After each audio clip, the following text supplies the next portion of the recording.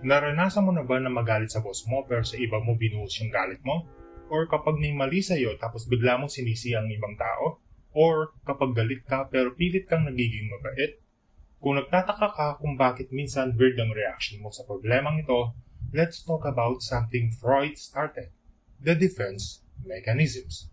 What are defense mechanisms? So defense mechanisms are psychological coping techniques, automatic, unconscious, and often learned during childhood para bawasan ang anxiety or emotional pain.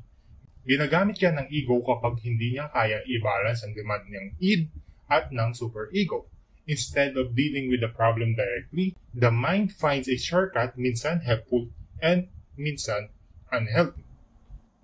Here are the types of defense mechanism. Number 1, repression. Repression is ito yung tipong may nangyaring masakit, traumatic or nakakaya pero hindi mo na siya maalala. Hindi dahil ayaw mong isipin kundi dahil automatic nang tinabunan ng utak mo. Kahit gaano ka pa mag-isip, parang wala ka na talagang maaalala. Number 2, suppression. So suppression is ito yung defense mechanism na alam mong may iniisip kang mabigat, stress, problema, or trauma, pero pinipili mong hindi mo na siya harapin.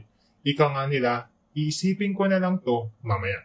Halimbawa ng suppression is may problema ka sa pamilya, pero nasa work ka. Imbes na malungkot ka buong araw, sinasabi mo sa sarili mong, focus muna ako sa trabaho. Again, yung suppression is conscious effort siya. Alam mo, pero pinipili mong i-ignore pansamantala. Reaction formation. Yung reaction formation is ito yung sinasabi ng puso mo ay kabaliktaran ng ginagawa mo. Kunwari, naiinggit ka pero lagi mong pinupuri yung taong kinaiinggitan mo. O kaya, galit ka pero sobrang bait mo sa kanya. Nagiging opposite ang behavior kasi hindi tanggap ng utak mo yung totoo mong nararamdaman. Displacement. Displacement naman is yung nagagalit ka sa boss mo pero syempre, di mo kayang sigawan yung boss mo, di ba? Matanggal ka pa sa trabaho.